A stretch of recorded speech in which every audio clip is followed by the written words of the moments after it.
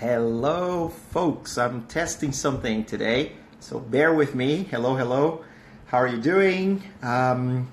Welcome. If you're watching me, I'm going to upload this to IGTV if you're not here.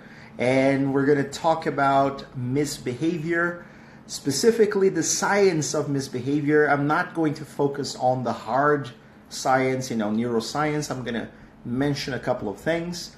But I'm going to focus on the psychological part, and a lot of people may disagree. I know we do have this conflict, that psychology is science, but it is science. It's one of the human sciences, right? Anyway, I showed you my screen here. Let's show you again. So I'm going to try to flip back and forth between me, and the screen so that I can discuss this article, this post, this blog post, the latest one. So I wrote this yesterday. Behave, the neuropsychology of misbehavior, and 8 tips on how to remedy that, right? So if you are here with me, I'd love to know what you think. So you can either mention a situation in which your students, they could be, kids or teenagers or even adults, misbehaved, what happened, how you dealt with it, or you can mention something about why. Why do you think people in general misbehave, okay? And then while I'm explaining what I wrote about and the things that I've studied, I will try to answer your questions, okay? And of course, I have some tea. My tea is always here with me. So let's start, okay? First of all, if you read my article, I start with a quote by B.F. Skinner. To be honest, I don't think he said those words exactly. There is one quote that is very similar in a way. It basically says that he could shape kids into a lawyer or doctor or different professions, provided he had time with the kids and he would know how to give them the right stimuli so that they could become those professionals. So he did say something like that, but the quote that I use here that is often attributed to him is, "Give me a child and I'll shape him into anything." Now, the big question is that possible? Why are parents failing in doing that? Why are teachers failing at that as well? So this is pure behaviorism. So behaviorism. I don't know if you're familiar with the theory, but think Skinner, Pavlov, Thorndike, some of the educators or psychologists, psychiatrists who have contributed to this idea that you have a stimulus from the environment, anything, a cue, and you have a response to that. And depending on how you reward or reinforce that or punish that by adding or removing something from the environment, you can actually shape behavior. And there's a lot of truth to that, most certainly. And we can definitely use that theory to explain a lot of what goes on in the classroom in terms of misbehavior. So one of the things that we can assume is that many times kids receive a stimulus from the environment, the classroom, and they act out, they behave in a certain way because of that stimulus. So that's pure behaviorism, really. In a sense, because I will talk about Freud in a bit. It could be something coming from their unconscious as well, right? So let's say one of the lessons you're teaching has a very boring part, something that demands a lot of challenge, for example, that requires kids to sit down quietly, doing something repetitive. Maybe it's an activity that they have in their books or something like that. And many kids might feel frustrated because they want something fun, they want something more engaging. So that could be a trigger, that could be the stimulus that will make them act out. And a lot of kids will do that in different ways, and we know that. We know that some kids will be sometimes extremely misbehaved. Some kids will be better able to control themselves, and some kids might even be aggressive, or they might, refuse to do whatever they have to. It could be very complicated in different ways, right? So if you have any examples of that, please share with me in the comment section below. I'd love to know about them. Oh, I think I spilled some tea. Anyway, so this is one way we can look at this. There's a stimulus in the environment that triggers a certain behavior of this kid or many kids, right? How can you use that to shape, to use Skinner's words, if he ever uttered those words? How can you use this knowledge, this theory, to help shape the kids into something you like them to be, more behaved or better behaved kids, right? There are a couple of ways you could do it. You could change the stimulus, but I assume that's not possible all the time, because the stimulus will often be something you need to do in the classroom. Like, I need to do this activity, I need to do this, they have to do this task, right? So the stimulus is really hard to change, but you can change the cycle. So I'd like to show you, I'm going to show you my website. So when you click on the blog post, I talked about Charles Duhigg. So here, so you could try to change this cycle: cue, routine, reward, right? So if you scroll down a little bit more, I gave some examples. So maybe the cue or the stimulus coming from the environment is, I'm bored, I cannot do this anymore, I hate this. And then the response to that stimulus, or the routine, or the habit itself, because I'm going to talk about habit formation in a couple of minutes, is to misbehave.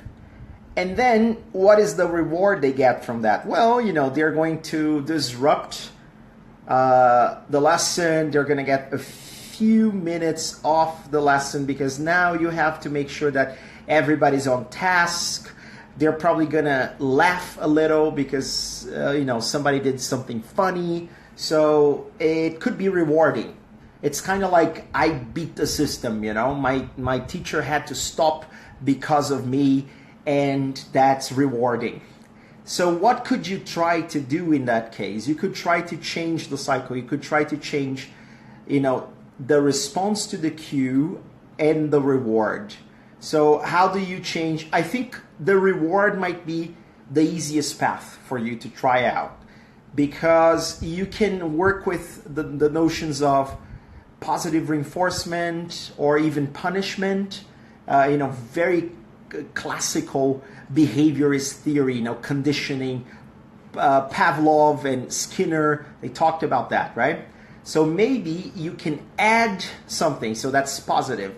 Add something to the environment because you expect a positive behavior. So you want positive reinforcement. So let's say, I want my kids, my teenagers, to behave better. I want them to be behaved in the classroom. So I want to increase that behavior, which is to be behaved, It's a little redundant, but yeah.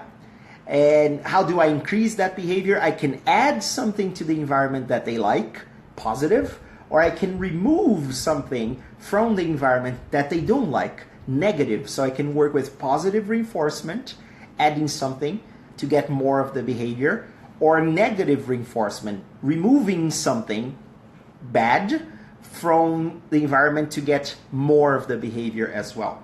So maybe you can work with physical reward at the end of the lesson, but this can be very costly depending on what kind of reward you give them. I like to have stickers and pencils and drawings. I can draw a little.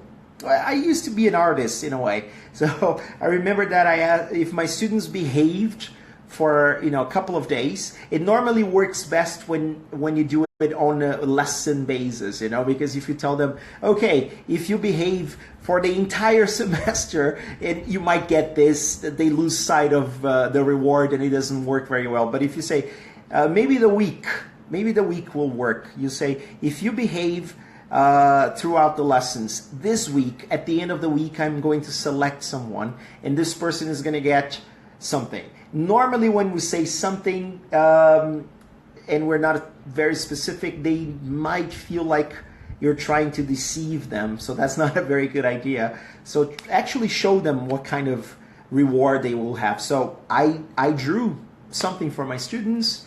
I gave them pencils, sometimes food. It depends on the policy of your school. It depends on what you believe. But the thing is, can we keep doing that every week or every lesson? Doesn't that beat the purpose? Think about it, huh? Well, I'd say it's really hard to do that every week. I actually had a teacher who would bring ice cream or something. A colleague of mine is a great teacher, but that put us in a very complicated position. So he'd bring ice cream every lesson or every week if students behaved well. So they expected that from me and other teachers who came after, the following semesters. And that's complicated because you have to buy ice cream every day. I'm sure a lot of parents would not like that, but this is an example of how to break the cycle by changing the reward. So what if you do keep the reward? They want a few minutes off the lesson, right? What if you schedule those minutes off the lesson? So one of the things that I love to do, and it's my very first tip, so I'm going to show you my blog again. Let's flip the screen. Okay, so you can see here, brain breaks, right? Brain breaks. Use brain breaks. Why brain breaks? Brain breaks are awesome. I say here, negotiate with the students some time off task in every lesson so that they can do whatever they want or do something more fun and engaging. When they know there will be a brain break in every lesson, they're better able to manage their behavior, and it becomes a habit. And why am I talking about habits? And you're about to hear my cats fighting, I think. Anyway, so why habit? Because if you go up, let me show you the picture of the brain. So we have this structure in the brain. So a little neuroscience for you now. We have this structure in the brain called striatum, okay? Oh, I love that Google, I think it's Grammarly actually, that has a definition for everything. Very nice. But anyway, the striatum is this interesting subcortical structure, which means it's inside the brain, deep inside the brain, in the limbic system, that controls or has a direct relation to why we do the things that we do. So it has to do with habit formation, goal seeking, and reward, right? It's part of the dopamine pathway so it's one of the structures that is connected with the ventral tegmental area. So the nucleus accumbens is right there as well, very close to that structure, because it has to do with going after the stimuli that makes you happy, that makes you satisfied, not just happy. It's not about being happy, but feeling good, And so you are going after things that make you feel better, feel good. And once you've learned that this is good, this is important, and sometimes you're wrong, sometimes you pick up very bad habits, right? But you've learned that this makes me feel good, or I release dopamine, I feel satisfied. That basically becomes something automatic in your brain, and this structure is very important for that. So you will see that habits are somehow stored in this structure. Of course, they require other things as well. You will see that the parietal lobe, where you have the sensory motor cortex, has a lot to do with automatization of habits, Because the more conscious effort you have to make to do anything, the more difficult it is, because that means you're still learning that thing. and then you're using the frontal lobes of your brain, the frontal part of your brain, the prefrontal cortex, right? When you move that thing to the center of the brain, so this is the parietal, lobe, and then you have the sensory motor cortex. So when you move this thing to this area of your brain, that means that it has become more automatic, and then you can do it without thinking, basically, on autopilot, right? Kind of like and I mentioned driving the car, or it could be riding a bike, or it could be anything, and even misbehaving. So a lot of the times, really, a lot of the times that we are in the classroom and our students are misbehaving, it could be a habit that they have unfortunately picked up, because they have misbehaved so much, so consistently for so long. So they've repeated this many times that it's now embedded in their brains. And now that brings us back to the model, to the stimulus response or cue response, cue routine reward cycle. It's something that is automatic. So how do you break that? Again, you can focus on the reward, that's easier, or you can focus on the routine or the habit itself or the behavior. So how do you focus on the behavior? How do you focus on the routine? You can try to associate the cue or the stimulus to a different behavior. So again, if you scroll down, you will see boredom, right? Is the cue. Boredom leads to misbehavior because the reward is a few minutes off the lesson. So every time you anticipate that your students are going to be bored because they have to do a lot of work, challenging, they're tired, whatever, it's a boring subject, you can establish what behavior they should have. So you can change, because if they don't know what they have to do, what they should do, they'll just start misbehaving. So what could you do instead? Well, one of the examples, and I think it's my second tip or something, yes, whenever you feel that a student is about to misbehave, you can make him or her in charge of something a little more engaging, like writing on the board, sharing something, checking if the other students are okay, I forgot the S, are on their task.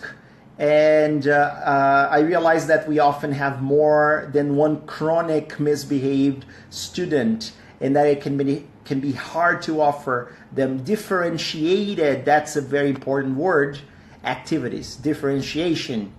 But you have to come up, forgot the up, I have to revise my text, with ideas to address this difficulty.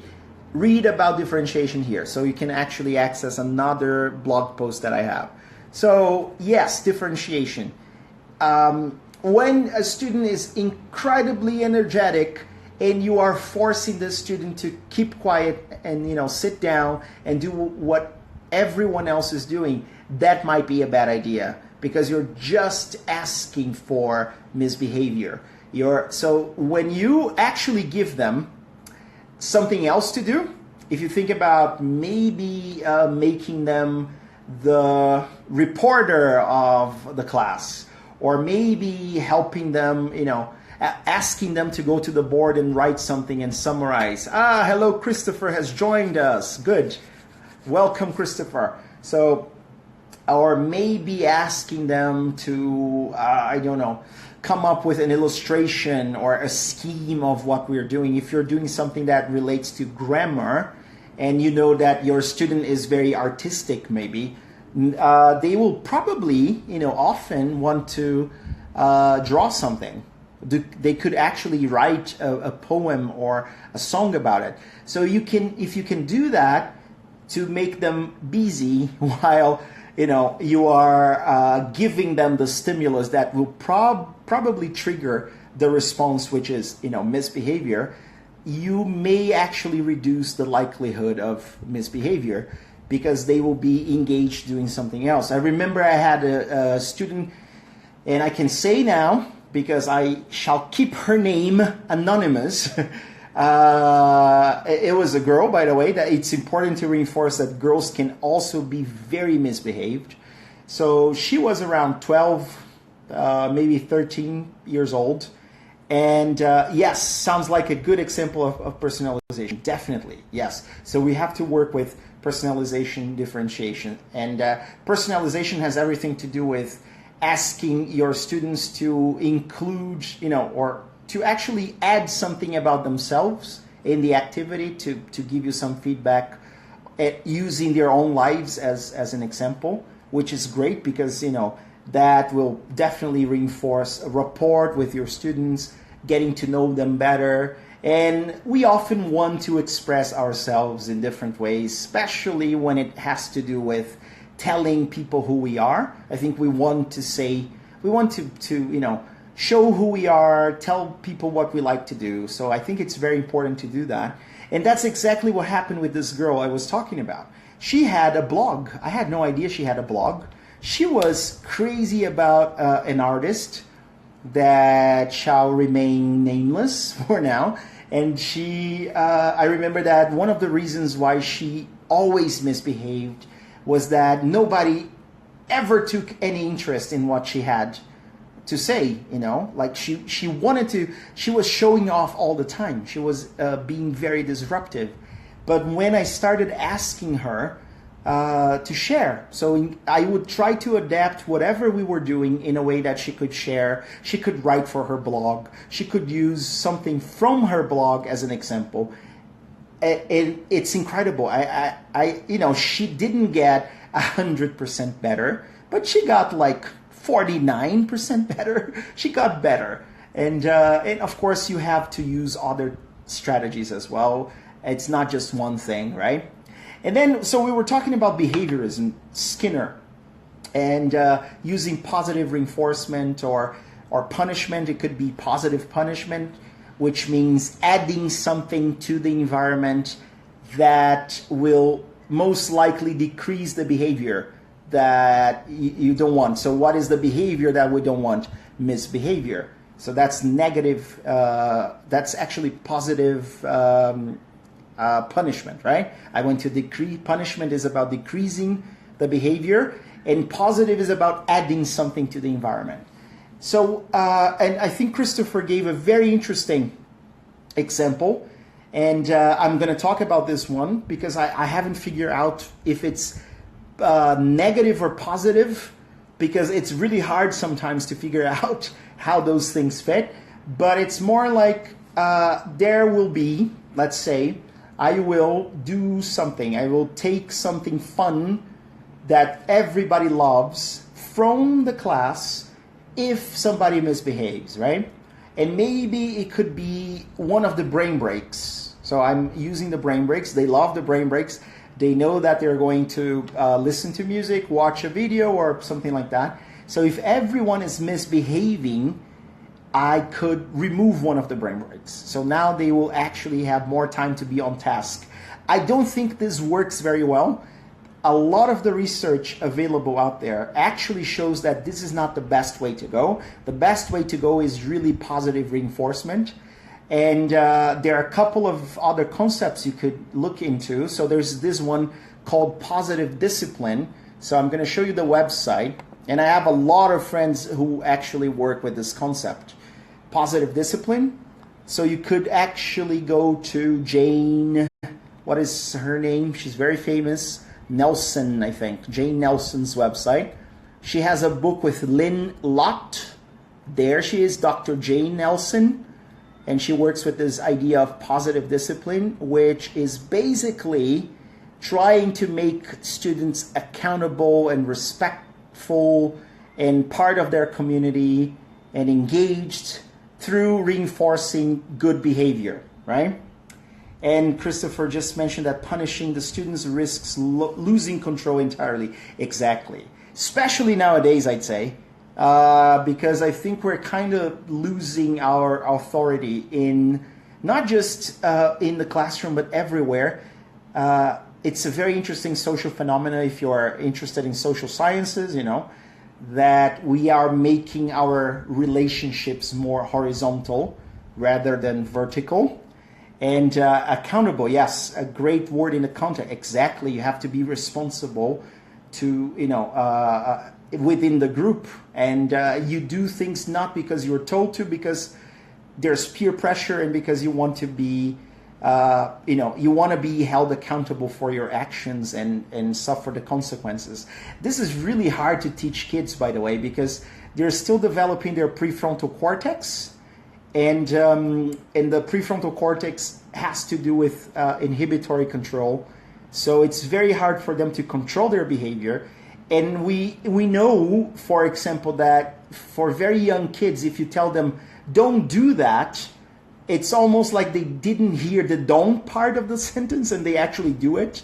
So a very bad way for you to stop a kid from jumping off a wall, let's say, is saying don't jump, because it's almost like they blocked the don't part and they jump, right? So you have to use positive words. So stay there, okay? Come back or turn around or something like that. Don't say don't, because the don't will not be heard, basically. That's what the prefrontal cortex does, right? It stops us from doing stupid things. But if it's not developed, they're not going to hear that. Anyway, the positive discipline concept is interesting because you teach kids how to be respectful, accountable, and to want to be a proactive member of their community and helpful and thoughtful. They don't want to be a burden. They want to do what everyone else is doing. So that's important for you to work with the entire class. It's not just about one, and that's why I like this very much, because it relies on peer pressure in a way. I'm not going to do that because my friends are going to think that, and so that's the idea. I will do this because my friends are expecting me to do this. Peer pressure, accountability, right? And so you can actually, again, go to positivediscipline.org or actually .com, and you can check this woman, this author. She's incredible. I haven't read her book. I read a couple of articles. Dr. Jane Nelson, you can see her here, the founder. And I remember she had a co-author. I think it's Lynn Lott, maybe LYNLOTT, something like that. I'm pretty sure there's a co-author. They have this book, which I haven't read, but you can read it. 4th edition, I think, now. It's a pretty famous book. I have a lot of colleagues in Brazil working with this perspective. It works well. I think it's wonderful to try out. So give it a shot. If you want to know more about it, you know where to find it, right? So again, behaviorism. Okay, but behaviorism doesn't explain everything. B.F. Skinner, if he said those words, he was wrong, because sometimes it's not about the stimulus. It could be about the stimulus, but maybe the behavior that the students have when they're faced with a situation is not really coming from something that is tangible, let's say. It's coming from their unconscious. And now we can talk a little bit about Freud and psychodynamics, I really love psychology and psychiatry. So, well, Freud talked about the, I'm going to oversimplify this really, because it's really complex. But he talked about the id, the ego, and the superego, right? And I think a very good analogy, very good illustration for that. The id would be the little devil on our shoulder. I don't know if you watched Disney cartoons or, oh my God, I loved Woodpecker. I don't know if you guys watched Woodpecker, where you're joining me from. But there's always the scene that I need to make a decision, and I have the little devil on my shoulder, and then I have the little angel on the other shoulder. So and normally the devil is on your left shoulder, right? So there's a very interesting meaning that we could explore there. So you have the devil telling you, do it, and you have the little angel, no, you cannot do it. So this is the id. the little devil in you, is the id, and the little angel is the superego. And you're listening to both. You're trying to make up your mind. You are your ego, right? So the id is the animal part. It's our instincts. Exactly. Yes, left and right. So yes, that's probably why we could definitely write something about this. And left-handed people were considered witches or whatever in the Middle Ages, right? They were burned, or it was terrible, executed. Anyway, so the id is the instinct. It comes, if we're looking at the structures of the brain, it comes from the limbic system. It's the unconscious part that you cannot control sometimes. It's the thinking fast system proposed by Daniel Kahneman that I wrote about in my blog, right? And the superego is the moral part. It's the things that you should do or should not do because they are the right things to do, right? And the ego is trying to it's actually the middleman trying to decide whether to go this way or that way. So sometimes students misbehave because there is something in their unconscious that we might never know about. So this is a little, I would say, a very pessimistic way of looking at it, that we do not have control. And, a lot of people from the hard sciences will probably say, yeah, but, Freud was a hoax and we cannot really prove any of his theories. And, a couple of things could be, fallacious, not fallacious, but wrong or inaccurate. But we can certainly refer to Freud for a couple of concepts that are very useful, and I think they make a lot of sense because we know, for example, that we have post-traumatic stress disorder. So if you are growing up in a horrible environment, very poor conditions, maybe you've been abused by your parents or neglected or something like that, you might not develop certain social skills.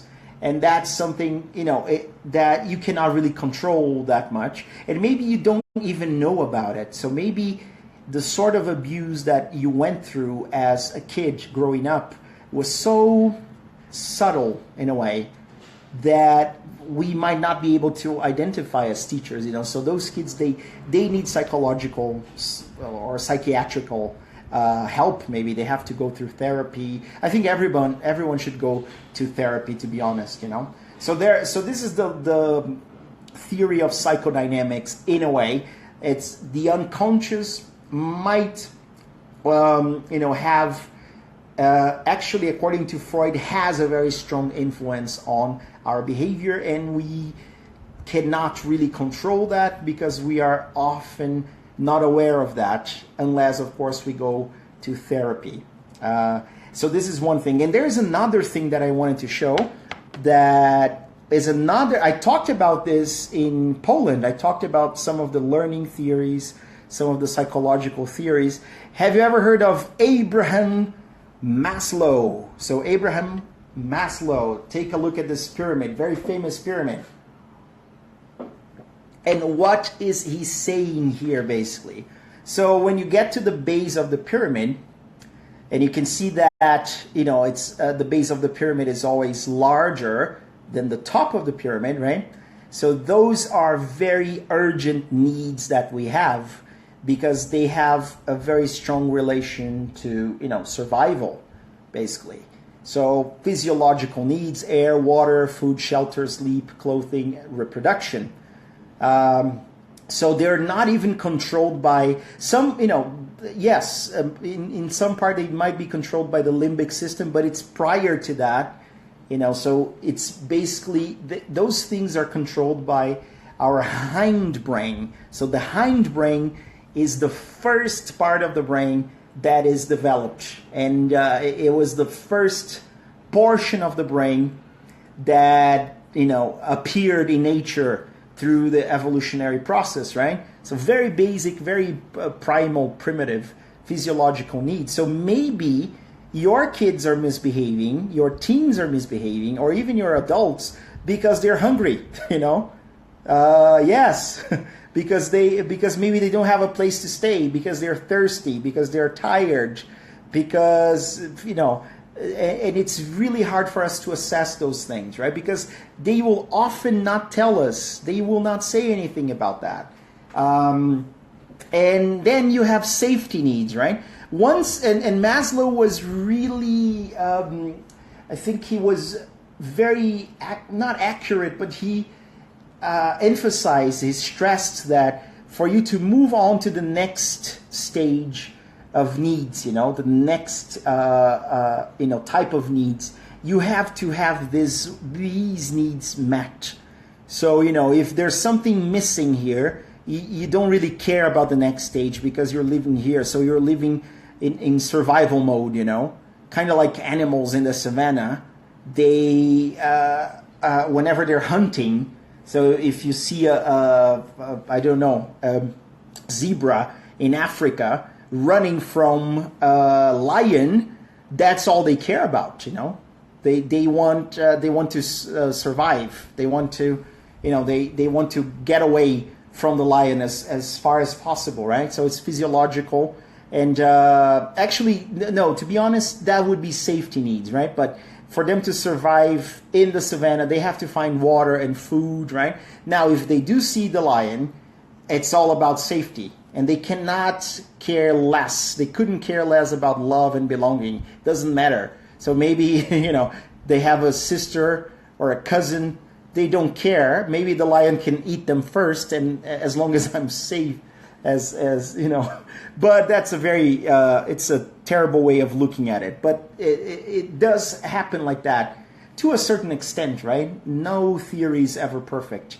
So if your kids or your teens or your adults are not feeling safe, you might be triggering their FFF response, which is controlled in the fear center, you know, commonly known as the fear center, called the amygdala, right? So the FFF response is the fight, flight, or freeze response. So whenever your kids, you know, let's say your students in general, whenever they are feeling intimidated because maybe they are, I don't know, they're very afraid of exposure. They don't want you to call them to say anything. They're afraid of public speaking. I think Christopher can help me with this because he knows all the words. Is it glossophobia, or when you're afraid of public speaking, or if you're afraid of open spaces like, you know, agoraphobia, for example, or you know, being surrounded by too many people. So maybe because of those fears that you have, you don't want to be exposed. You don't want the teacher to call you to share anything. And you might be in survival mode. You might be experiencing the FFF response. And that's bad because that means you cannot access your prefrontal cortex. It's glossophobia, right? Yeah, that's it. So thank you very much. And that, which means that you're not learning. If your safety needs are not met, you're not learning. Once you got that covered, you feel safe, you can go to love and belonging. So maybe in the home of this student, they are not, they don't feel part of anything. They don't feel loved. They don't have the sense of belonging that we want everybody to have.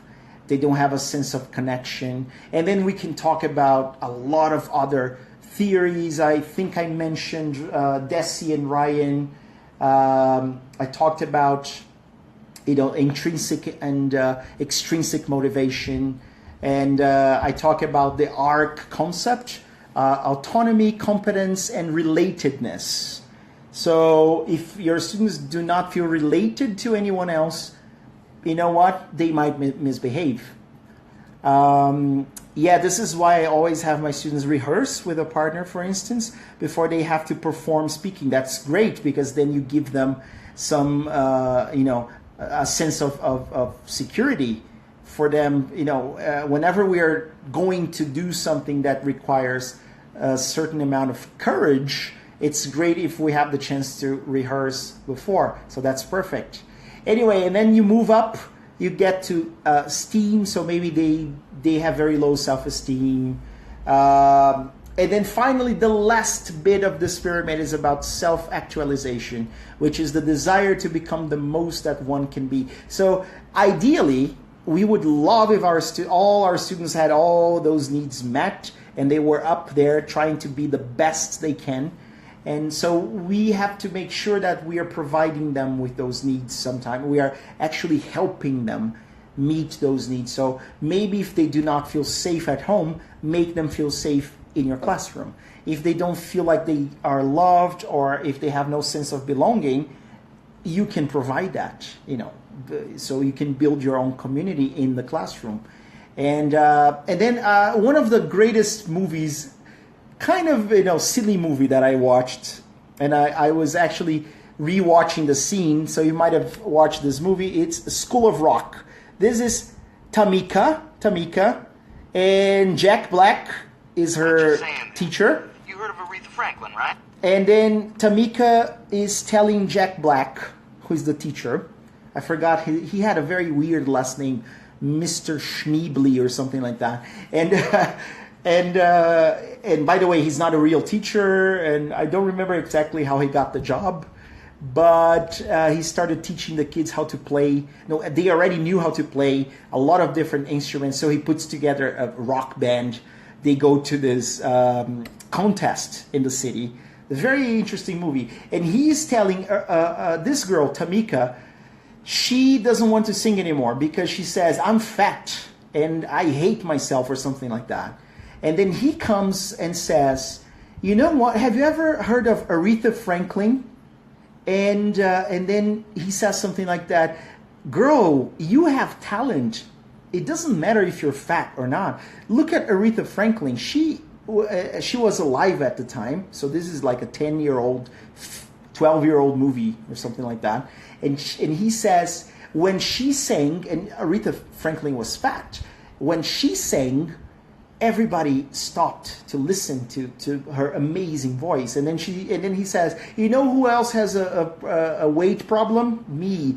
But you know what? I'm sexy. I'm a chubby man, in a very funny way, kind of reinforcing something, so focusing on other aspects of your students' self-esteem. And I think this is a wonderful scene. It's a 42-second scene that he was able to change the way she looked at herself by changing her focus, Instead of focusing on the way you look, you can focus on the things that you can do. And we all, we go through this.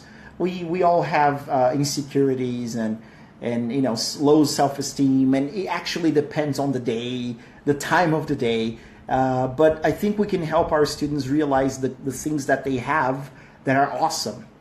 And then you can boost their self-esteem. And that's good for them to, be able, because sometimes they want to call your attention, their peers' attention, because they want attention, because they feel like they don't deserve attention. So it could be that as well, right? And then I'm going to focus on a couple of tips that, the last tips that I gave here. Oh, I could talk a little bit about the cognitivism theory with Piaget, Montessori especially. So if you think about kids in the classroom, in a Montessorian school, for example, or Reggio Emilia, one of the things that we can see, and it's kind of, the heart of the whole system, is that kids, they have a lot of autonomy. They are expected to be accountable for their actions. Of course, they're taught the things that they have to do. And I dare say that it's harder for kids to misbehave in such a system because they've been learning since they were, very, very small, very young kids. They've been learning that they need to be held accountable. They need to be responsible for the things that they do and suffer the consequences of the things that they do. Be them, good or bad, right? And so we know that autonomy, purpose, to mention Daniel Pink, I think Daniel is his first name, and he has a book, The Surprising Truth About What Drives Us, I think, something like that. He has a TED Talk. There's an RSA animate video about his TED Talk, which is incredible. So it's all about autonomy, mastery, and purpose, right? So if you give your kids choice, and many times that's what happens, they rebel against imposition. So we're always, in a very traditional classroom, we're always trying to tell kids, you have to do it this way. So why don't you let them figure out the best way to do it? And you do it, or you give them options, right? It could be, honestly, it could be 2 options or 3 options. You give them the illusion of choice. They will feel better. They will feel more in charge of their own learning. And that's good, to control, remedy misbehavior, right? I have a couple of other things here. And speaking of cognitivism, there are instances that students might have some sort of cognitive developmental disorder, problem, or condition. So if we're talking about students who require special educational needs, SEN or SEN or whatever you call it, for example, maybe the student is struggling to understand the texts because they have dyslexia. So it's very likely that they're going to act out in, an aggressive way, or they're going to do something that you might consider misbehavior. And maybe the problem is you don't, as a teacher, have to diagnose the students, but you have to get the doctor or a specialist to tell you whether the student has this condition or not. And we have other cases of ADHD, for example. So you have the inattentive type of ADHD, for example, that will most likely have students move all the time. They need to move. So one of the things that you could change in the way you set up your classroom, why do we have to stop kids from moving all the time? It doesn't have to be distracting, depending on how you try to coordinate it anyway. So I like to explore different classrooms in the world, and I like very much the classrooms that they have this work station where kids can actually sit. Maybe they have bean bags or a longer table or an armchair or something that kids can actually go and sit. And whenever I'm teaching adults, if it's more than 2 or 3 hours, or I will ask the adult students to stand up and stretch and walk around. And I tell them, if you want to stand up, if you feel like you cannot sit anymore, you've been sitting for a very long time, you can just stand in the back and watch the presentation, the course, or whatever. So, there are things that we can do. Accommodation, modification, right? I should probably write a blog post or maybe a series of blog posts on special educational needs, right? And of course, autism, right? So many times, if they are on the spectrum, it could be very hard. I have a brother who's autistic, and he cannot be in a regular classroom because it's the severe type. So he has a lot of difficulties communicating. He cannot speak, and so he needs special care. And so the spectrum, you can be anywhere within this line, the spectrum. And depending on your social skills, doing something might be so hard for you that you're going to act out and misbehave, right? So we have to be aware of those things. And since we are not professionals, we need to get someone to check those students for us if we suspect that they have some of those conditions. And, I will write about this at some point, hopefully, to give you some tips on how to deal with those students and also how to identify the students who might have those conditions. So that's okay. It's a promise now. My next series of blog posts will be about special educational needs. How about that, huh? And well, if you want to check my blog post, I could mention a couple of more things. For example, be patient. A lot of research. Charles Duhigg. Who else talks about habit formation? Trying to remember. I have to go back to my notebooks. I don't remember who I studied. It was not one of the focuses of my essay. So, but anyway, I will try to find some references for you. But there's research out there showing that it could take up to 10,000 hours for you to create or form a certain habit. But this is the kind of habit that requires a lot of expertise normally. And or 28 days or between 21 and 90 days. And then because, if you can do it every day or very frequently for 21 days, and then you keep it for another 6 months, 90 days, right? No, actually 3 months, right? Then it becomes a habit or something like that. I feel like this is not very accurate. It depends on the habit and it depends on the student, right? But you could try. You could maybe 28 lessons. Let's try. Let's try our best to make our students do this so that they can incorporate that. It could be, maybe, could work for some, could work for most of them, maybe, I don't know. Do it and let me know. That's the fun thing about being a teacher. You can conduct social experiments. No, that's terrible. Don't do that. You need ethical approval, especially from the parents. But yeah, there are a couple of things that you can try out, like action research, right? And also, I think you need to be held accountable as well, because if you are promising your students that, if you do this, you get this, but you don't do it, it's more likely, I think, that they will misbehave the next time. Oh, I will bring this next class because I forgot to bring it today. Your reward. And if you keep doing that, maybe they'll rebel against you. And I think one of the things that is really at the heart of misbehavior is a certain lack of respect sometimes when they might be aware, of course. They might be unaware, like I said, that they're doing certain things because they have become habits, or maybe it's coming from the unconscious. Again, it's a habit anyway, but it's coming from the unconscious, not a particular stimulus in the environment. But many times you can break that cycle when you are respectful and you demand respect, and I try to connect with my students in a way that I show them that I'm a cool person, that I have a lot to share with them, that I would like to learn from them as well.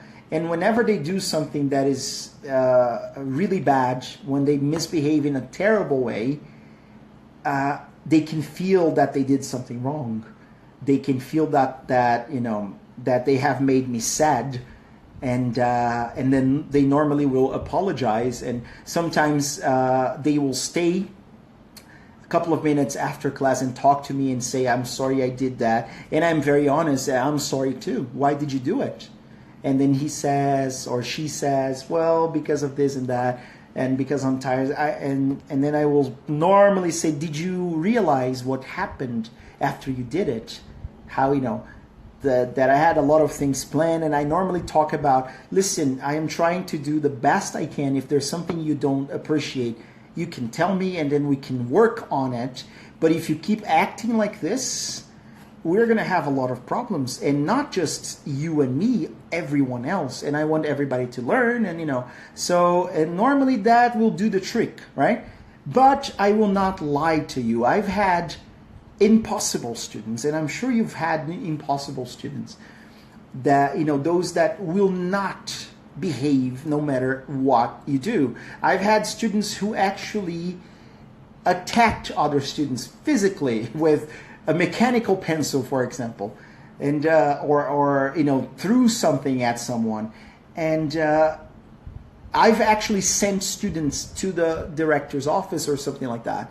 I've asked students to go somewhere or remove them from the classroom. I've done that.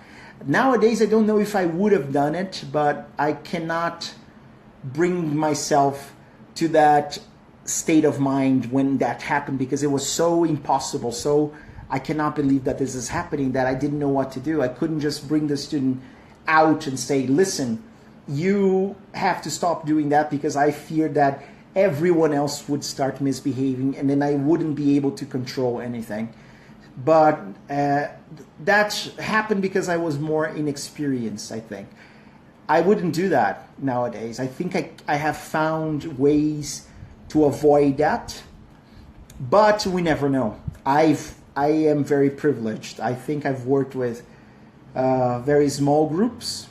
I know that a lot of teachers in Brazil, they are working in public schools with 40 students. I can't even imagine what they would do if 5 students could not stop doing something that is disrupting, the entire lesson. So it's not easy for me to give you a one size fits all solution, right? It relies on your experience as well. And I think teaching, Christopher, teaching is about the only profession I can think of where the customer or client actively refuses the service they are paying for. Crazy tales, yes, that is true. And when we're working in a private language school, that's even more, true, because I think that kids, they have this sense of entitlement, that they are paying my salary. Oh my God, how many times have I heard that? You have to do whatever I want because I'm paying your salary. And then I say, how do you know the money you're paying the school actually goes to my salary? Maybe you're paying the cleaner. Maybe you're paying the other teacher, And even if you were paying my salary, I don't think you would like me to give you a, low quality service. I'm doing the best that I think should be done, because I'm the professional here. I studied, I know what should be done. And you know what? You have no say here, You're not. So anyway, so I would always have an answer for this kind of. This is something that happens in Brazil, by the way. I'm paying you. You should do whatever I want. So why the hell are you spending money in the first place? And normally this would come from kids and teens, and I would say, I don't think you are the ones paying. I think your parents are the ones paying, and I think they want good quality. Or excellence, or whatever you want to call it. And anyway, it's a challenge. It's hard. It could be that even if you're doing everything I listed here, and I only listed 8 things, maybe still, I don't know, it doesn't work very well. That's why I would love to know if you have other examples. Like, I'll mention what Christopher said in his video, the secret student. So maybe you can tell the students that one of them is going to be assessed on their behavior at the end, and then everybody else is going to get whatever, the grade or the points for that person's behavior. So you don't, or maybe you can say that every lesson you're going to focus on one student, the secret student. You're not going to say who is going to be assessed. And then maybe when they start, or they show you that they are about to start misbehaving, you come close to them and you say, you might be the student that I'm assessing today. So this kind of works in a way that, not necessarily the best way, but it could be the only solution, because we want to emphasize the positive aspect, positive reinforcement. So you are actually adding a punishment to the environment, right? You're adding something to the environment. Or if you look at it from a different perspective, you might be removing points from your students. So could be removing something to decrease a behavior, could be negative punishment. So anyway, there are different ways, different techniques. I'd love to know more about yours. So you could just go to my website, and let me show you again, edcrocks.com. Go to the website, check out this Behave, the Neuropsychology of Misbehavior, and then write your answers, Write whatever you want there. Share some of your experiences, okay? And that's it. Time's up.